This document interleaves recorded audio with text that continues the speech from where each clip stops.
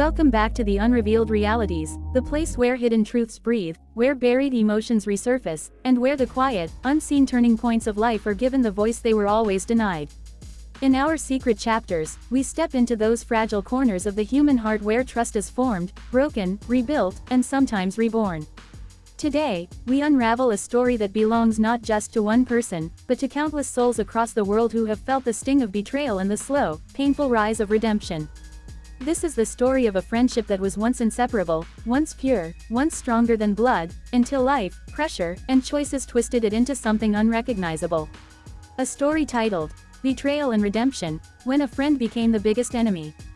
It began years ago, long before betrayal had a name, long before trust carried a price.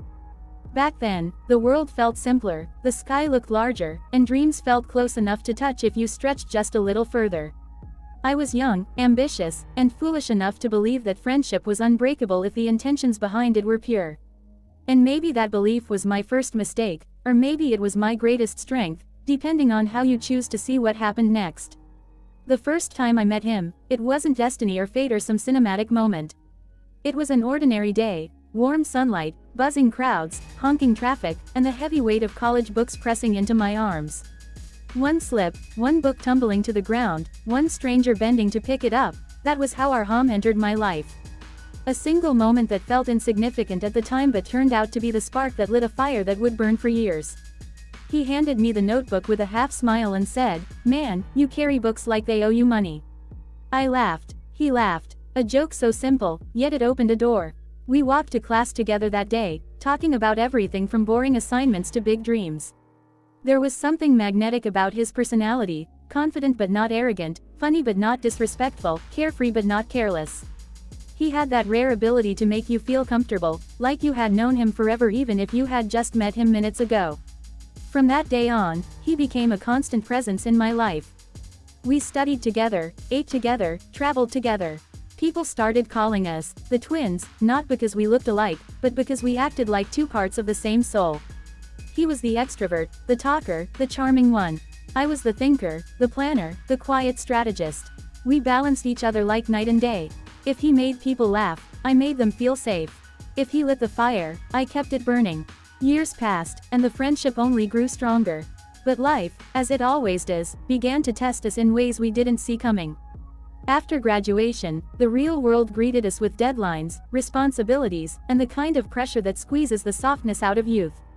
Jobs were scarce, rent was unforgiving, and the weight of expectations grew heavier each day. We spent countless nights lying on the rooftop of my apartment, looking at the sky as if the sky had all the answers. We dreamed of a future where we wouldn't struggle, where we wouldn't chase money, where we would build something of our own. On one such night, under a dimly flickering rooftop bulb and a sky dotted with faint stars, an idea was born. A business, a digital marketing agency, a place where creativity would meet strategy, where we would help brands come alive online. It felt crazy, risky, almost impossible, but dreams born under the night sky have their own kind of courage.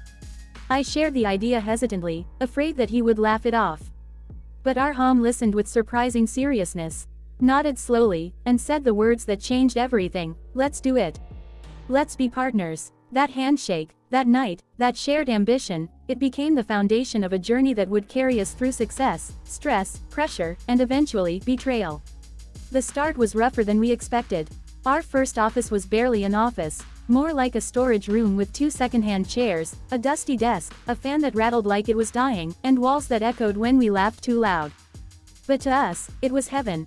It was ours. It was a beginning. We spent days creating strategies and nights sending emails to clients who ignored us up front. Some days, we barely ate. Some nights, we slept on the office floor just to save time. But those struggles bonded us even more deeply.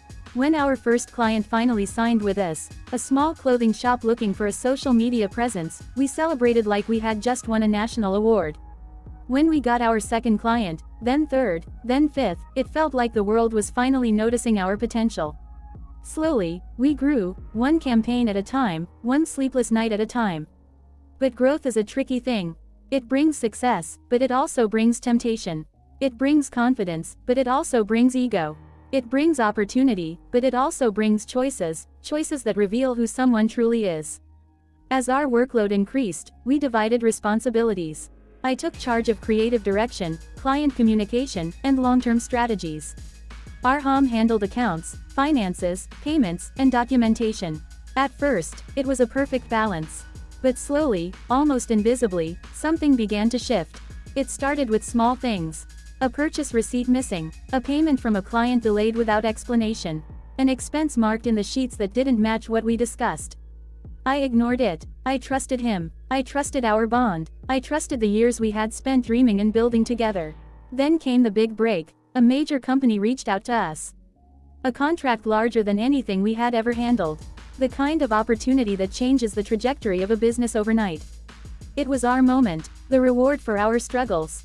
The dream turning into reality. But dreams, when mixed with greed, can become curses. As the company expanded, so did the finances. Bigger clients, bigger campaigns, bigger inflows, and that was the exact moment the cracks began to appear. At first it was just a feeling, a suspicion with no evidence, a discomfort with no shape. But then the numbers stopped aligning. The bank statements did not match our earnings. The invoices recorded didn't reflect in our account. Something was wrong. One evening, as the sky dimmed and the city lights flickered awake, I walked into the office earlier than usual. Arham was inside, alone, speaking on the phone with someone. His back was turned to me. He didn't know I had entered. He spoke softly, but the silence of the office carried his voice clearly. Just transfer it to my personal account.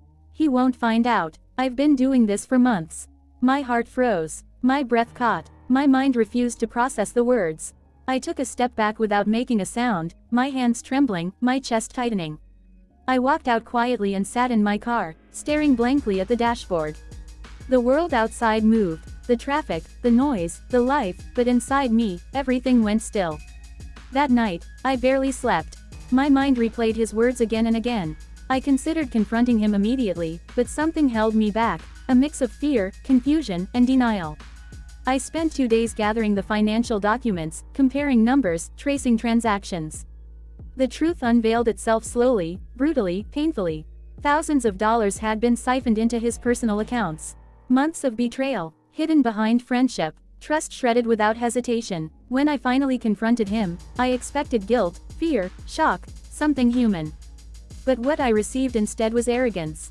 "You don't understand," he said, as if I was the one at fault. "I'm the one bringing in most of the clients. I deserve more. And anyway, I knew you'd never agree to it. So I took what's rightfully mine." What's rightfully mine? The words stabbed deeper than any betrayal. It wasn't desperation. It wasn't a mistake. It was entitlement. It was greed. It was a belief that our friendship, our partnership, our sacrifices meant nothing to him. The argument escalated. Voices rose. Doors slammed. Accusations flew. By the end of that night, the partnership was broken. The business we built together was destroyed. And the friendship I had once believed in more than anything was dead. The aftermath was worse than the betrayal itself. Clients left us. Rumors spread. People whispered. Friends chose sides. I shut myself away, drowning in my thoughts. Guilt weighed on me. Guilt over trusting too much. Guilt over not noticing sooner. Guilt over losing something I had poured my soul into. Days blurred into weeks. Nights stretched endlessly. Food tasted like paper. Sleep felt like a stranger.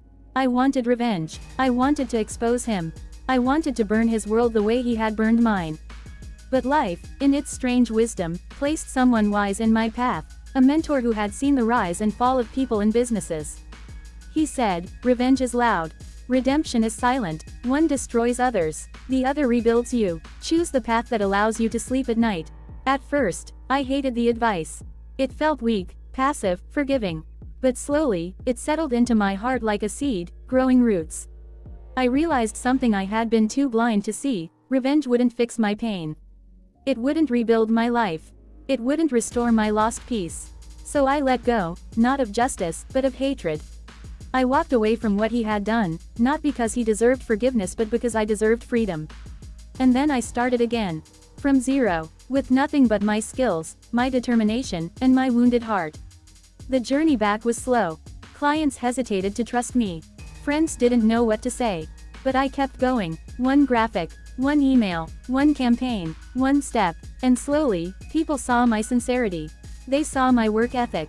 They saw my honesty. One client returned, then another. Soon, small projects turned into stable contracts. Stable contracts turned into long-term collaborations.